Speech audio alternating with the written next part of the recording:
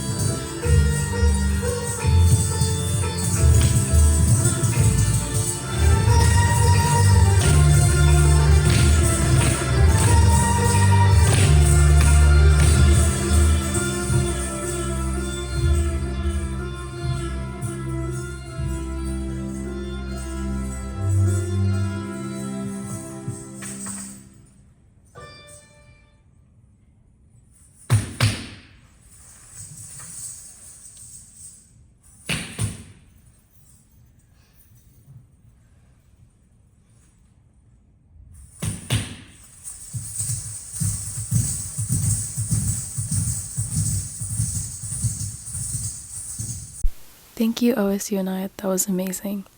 Next up, we have UCR Abhinaya. Established in 2018 and all the way from California, Abhinaya is both a competitive and local team that blends multiple classical styles, like Bharatanatyam and Kathak, to tell intricate imaginative stories. Their piece, Atrangi, is a reimagining of Alice in Wonderland and Through the Looking Glass within the lens of Indian classical dance.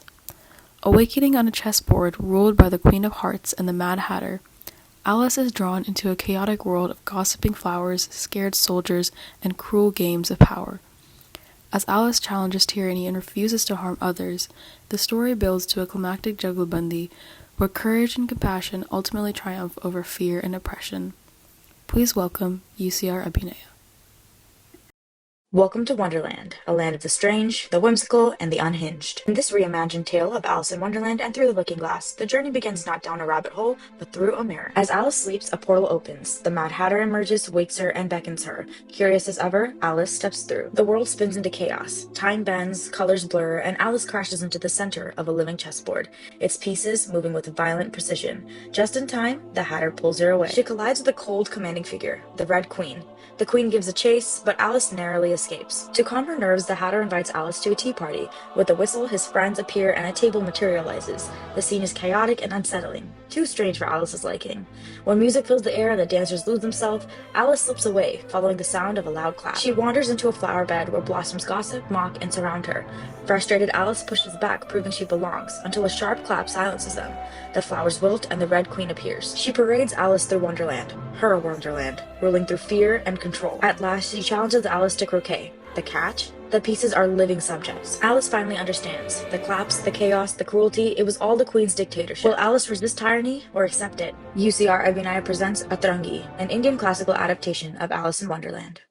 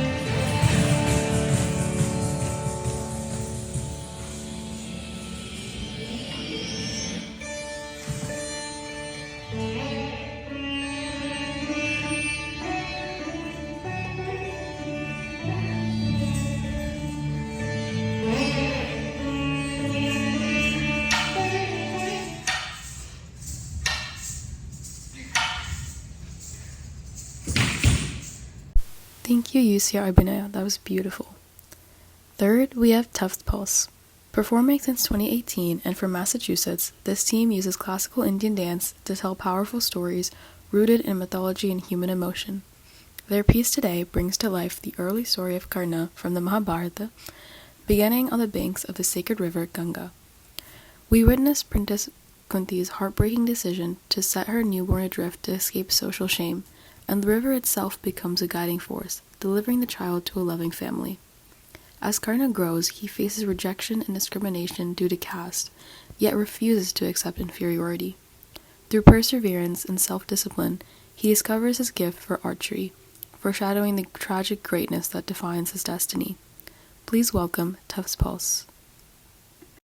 At the banks of the Ganga River, a young Princess Kunti of the Pandava family enters carrying her newborn child. As an unmarried mother fearing social shame, she makes the heartbreaking decision to set her son afloat in the river. The river passes the baby, Karna, to a charioteer and his wife, who gratefully raise him as their own. Years later, Karna is living happily with his parents in a village, but at school he's scorned by the other students, including the Pandavas. His parents explain that this mistreatment is due to the societal divide between the working classes and royal castes. Dejected and isolated, Karna discovers a passion for archery and teaches himself the art, gaining confidence over time. Later, Karna sneaks into a royal archery competition and outdoes every competitor, including Arjuna. When his identity as a non-royal is discovered, the archers shun him. Duryodhana of the Kaurava family sees an opportunity to use Karna's skill against the Pandavas and bestows upon him a kingdom. Finally finding the acceptance he always wished for, Karna quickly accepts Duryodhana as his closest friend and confidant. As Karna rules his kingdom benevolently, Duryodhana's cruelty begins to show as he commits violence to grow his power. Karna is shocked and confused, but Duryodhana convinces him that such acts are necessary and acceptable for men of their royal status.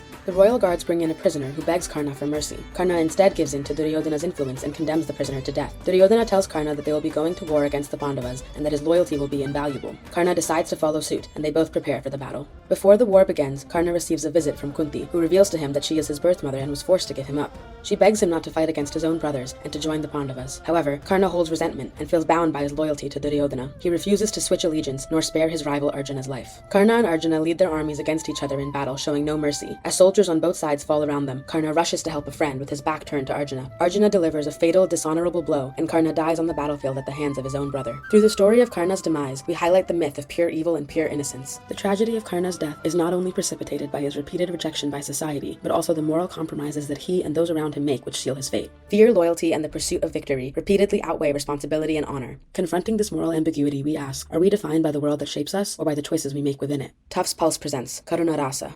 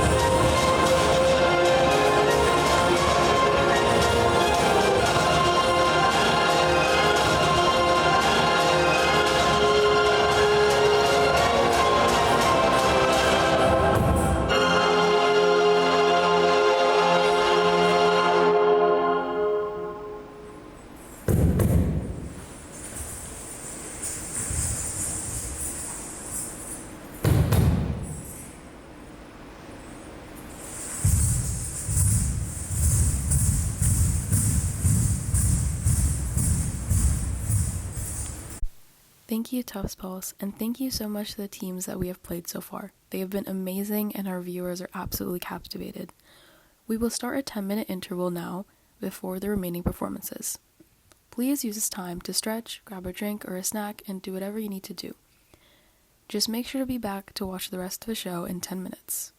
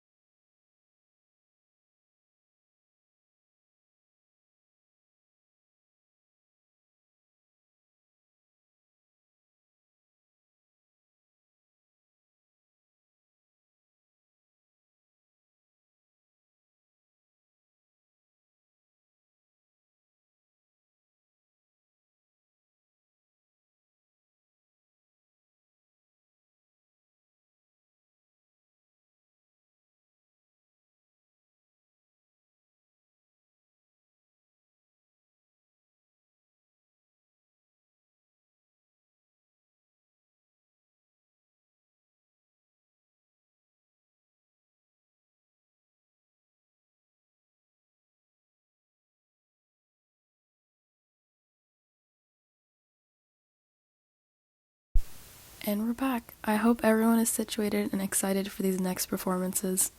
Next up, we have NU Malhar. NU Malhar is Northeastern's undergraduate Indian classical dance team, devoted to honoring tradition through expressive storytelling, precision, and emotion since 2023. Their performance follows the journey of a young girl named Amrita, whose curiosity leads her to seek education in a world that denies it to her. Despite her father's insistence that learning is not meant for women, Amrita continues to read in secret, driven by a hunger for knowledge. When her defiance is discovered and condemned by her community, she is left broken and defeated. Through this narrative, NU Malhar highlights the painful consequences of gendered restrictions while honoring the quiet courage of those who dare to question them. Please welcome NU Malhar. Amrita, a curious young girl, watches the boys walk to school every morning. In her village, women have predestined fates in their patriarchal society. One day, Amrita and her best friend Sanjana secretly follow the boys to school. There, she picks up a book and flips through it in awe. Amrita's father sees the girl at school and scolds them for not being at home doing her chores. Getting sent home doesn't stop her. Amrita sneaks out to go back to reading her books, but Sanjana is scared of getting caught and refuses to join her. Instead, Sanjana goes into the village to tell the elders that Amrita snuck out. The neighbors are shocked and gather to bring her to her father. Amrita faces her father's blazing anger and disappointment. Seeing her upset, her friends go to support her, but even with their encouragement, Amrita cannot bring herself to continue defying her father. But hope is not lost. She sees another young girl step forward, fascinated by the book. Watching this, Amrita finally sees a future where every girl can have equal access to education. Our story represents countless girls in India denied education in the 1950s due to basic rights by patriarchal norms. NU Malhar presents Adhyayana, Forbidden Knowledge.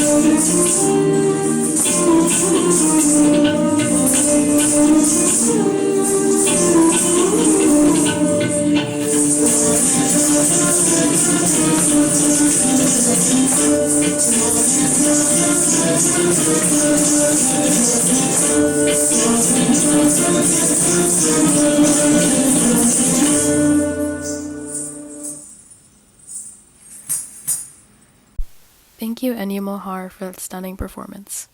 And finally, we have CLT Kanaka. Operational since 2019 and right here from Charlotte, North Carolina, CLT Kanaka was created to promote classical Indian dance forms including Bharatanatyam, Kuchipudi, and Kathak, while remaining open to dancers of all experience levels. Their performance today explores the psychological unraveling of a dancer named Naya, inspired by Black Swan.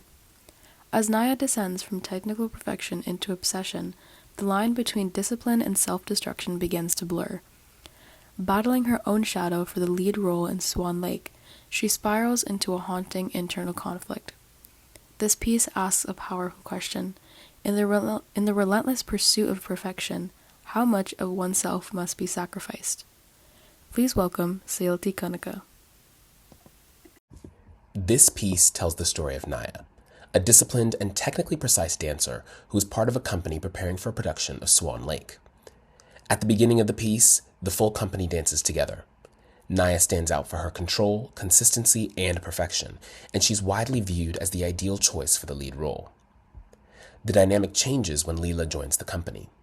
Leela's movement is freer and more expressive, and she quickly draws the director's attention for her ability to embody the darker and less restrained side of the role. As rehearsals continue, Naya is pushed to move beyond her comfort zone. She becomes increasingly frustrated as the pressure to be perfect begins to overwhelm her. Naya starts practicing alone, repeating movements obsessively in an attempt to prove herself.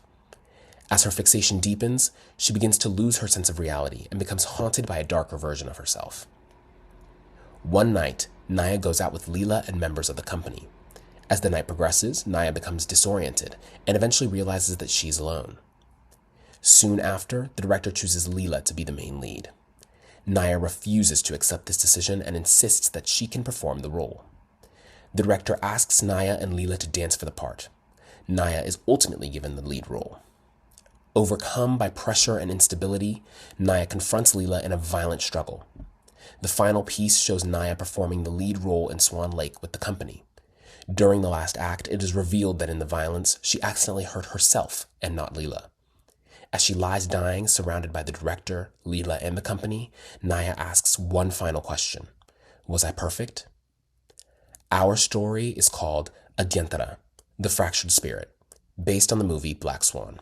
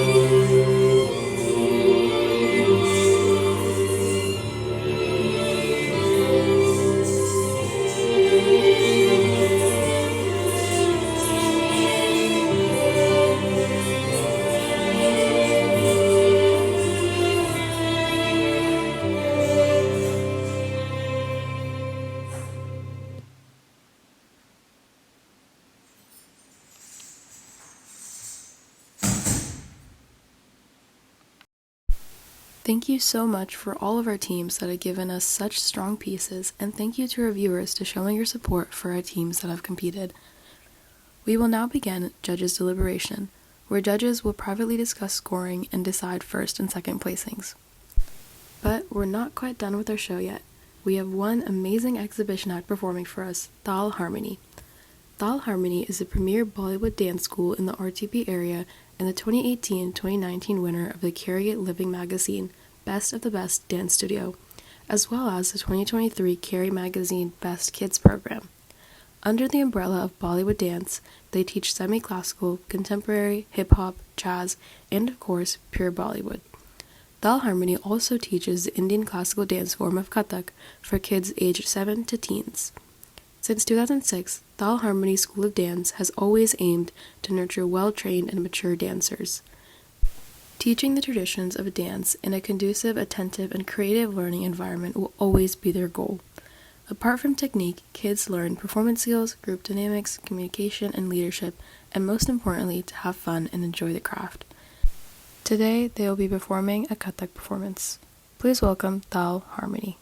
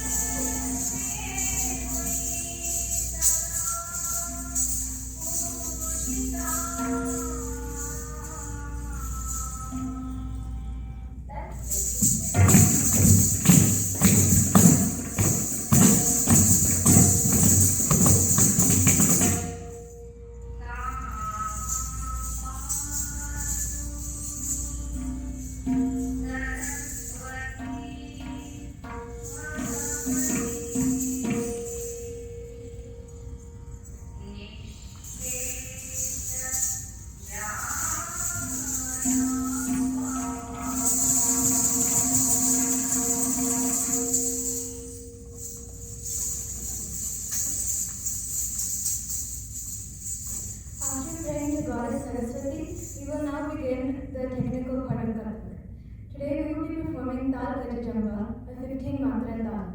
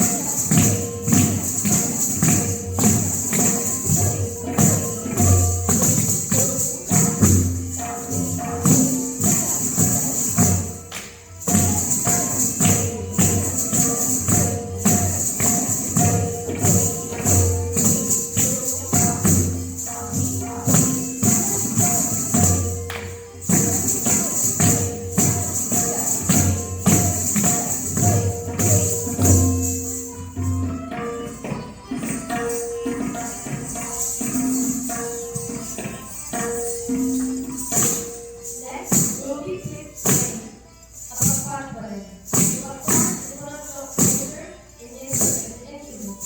The dancers will be trying to mimic how the audience plays and ask will try to predict how it sounds. Please enjoy.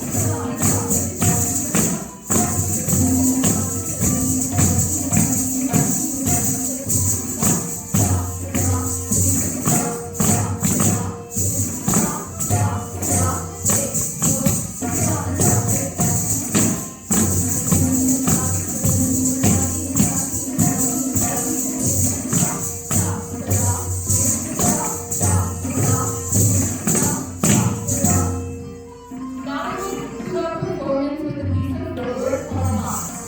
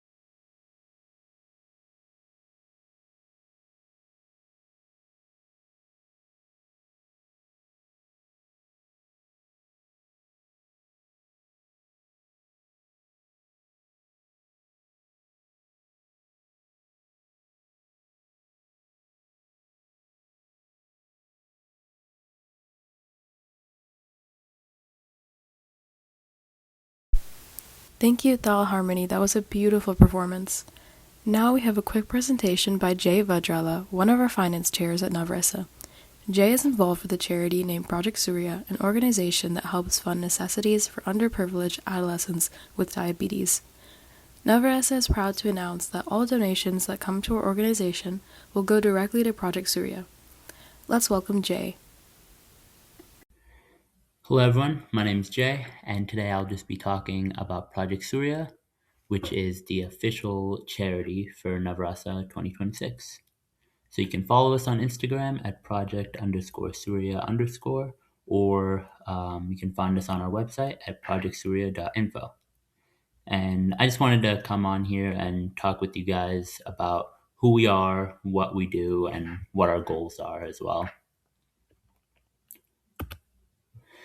So we are an organization dedicated to helping underprivileged type 1 diabetic adolescents in India.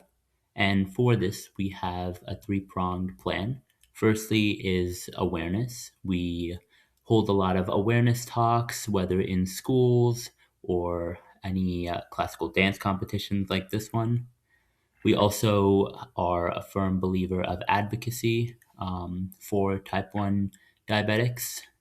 And the last one is funding. We raise funds, and any money that we make from any events that we do goes straight to the organization so we can help sponsor these kids, whether it's giving them access to insulin or it's helping fund their educations. So these are the amazing people that work at Project Surya. I'd like to highlight Diva Utkarsha, who is our founder and CEO, and she's also the head of the Bangalore chapter. And we have a lot of chapters throughout the world. I myself am the head of the USA chapter, and it's honestly been an honor working with all these amazing people and just doing the work that we do.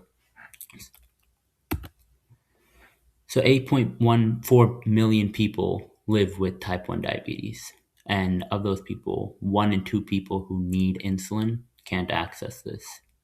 So 50% of these families lack diabetes, education, and social support. And that's where we come in. We try our hardest to fix this disparity.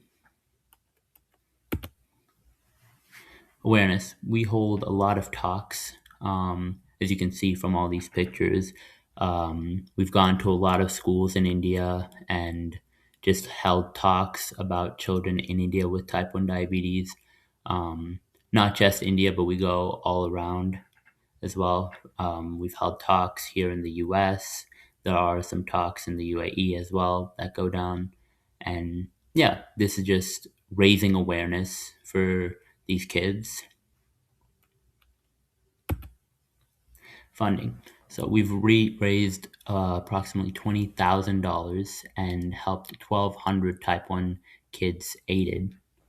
And this means that we've, done a lot of great work, and I'm really proud to be part of this organization. And yeah. This is actually some events that we held last year. It was pieing for kids in India, and people paid to get pied and to pie other people. We raised a lot of money and had a lot of fun with that. So advocacy, that's another part of our mission plan. And with in India, we worked with the Central Education Board to help with exam flexibility for kids with type 1 diabetes. And overall, there's been a lot of advocacy support. You can see here, we've held a marathon. Down here, we have the ex-deputy chief minister of Karnataka working with us as well. So yeah, it's pretty cool. In addition, we have a lot of media and outreach teams that work with us. And I'd like to point out our offline team who goes into making all the reels and all of the statistics posts. Yeah, so that's our media and outreach. What's in it for you? you can volunteer with us. You can reach out to us on Project Surya. We're really excited for new members. And if you don't want to be a member and just want to donate, that's perfectly fine as well. We have websites, we have links on our websites for donations. And yeah, I mean, you can help these kids live their best lives. These are just some of our future plans. Yeah, thank you. Thank you, Jay. Please help us by donating to Project Zero directly if you are able to, and help fund healthcare necessities for those with diabetes. Now, I would like to extend a special thanks again to everyone who has made this competition possible. In about 10 minutes, we will begin our live stream of our Zoom meeting, which will have our judges, Origins representatives, Navarasa board, and our lovely teams, of course. Our judges will be announcing first and second place on this live stream, and we will be dropping a link in the chat once it's ready. Please stay tuned to the chat to make sure you don't miss that live stream, and we will also make sure to post it on our Instagram page when it is up to make sure you guys don't miss the live stream.